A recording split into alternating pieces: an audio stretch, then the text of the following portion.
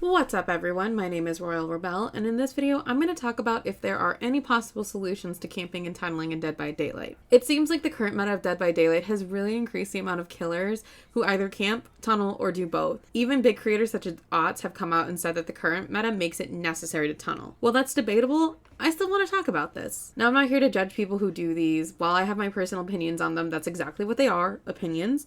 People are going to play how they want to play, and as long as your intentions aren't to be toxic, then who's to say how someone should play? But with some of the changes that have come to the game, such as making borrow time base kit and introducing perks such as reassurance, it does seem like the developers want to at least dissuade these tactics. Now, when it comes to tunneling, I've held this opinion since they've announced the base kit borrow time, but I ultimately think there isn't a way to stop players from tunneling. You know, if a player wants to waste an entire match trying to chase one person, there's not really a balanced way to stop that from happening. But if there was to be a solution, I think it would most likely be to introduce or rework perks to encourage hooking multiple survivors. Some larger creators have referenced that part of why tunneling was at least less popular pre-meta was because popular perks like barbecue and chili encourage players to get hook states on everyone, and other perks killers use along with those were also kind of nerfed. So for those of you who might not know, many killer mains ran barbecue because you got a lot of blood points for using it. You got a bonus each time you hooked a survivor for the first time. And, you know, to be honest, as an information perk, it wasn't quite as valuable as others, which is at least in part why we saw the significant drop in usage after it was reworked to remove the blood point bonus. There were better perks for information, and if you weren't getting the blood point bonus, that kind of defeated the purpose to use it. Now, to this to me indicates that killers just need a good perk that has a mechanic about getting unique hook states, if the goal is to discourage tunneling, which is something that the current meta lacks because it's just so heavily focused on gen regression.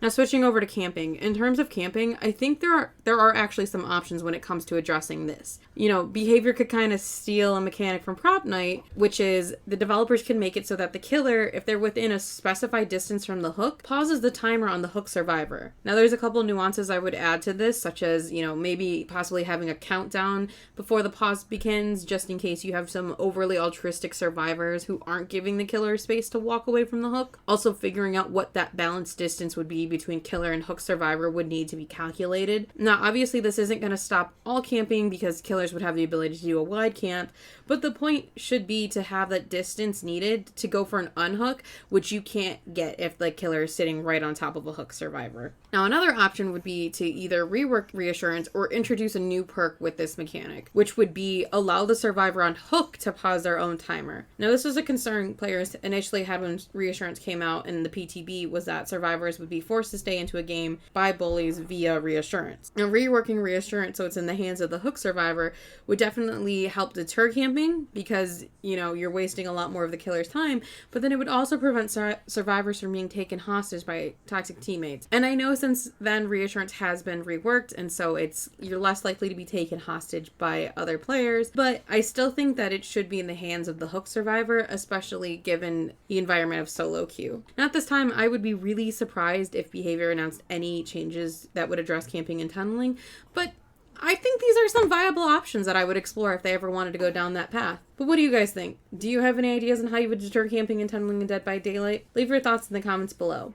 And if you enjoyed this video and want to see more content, don't forget to like this video and subscribe to my channel so I can bring you more Dead by Daylight content.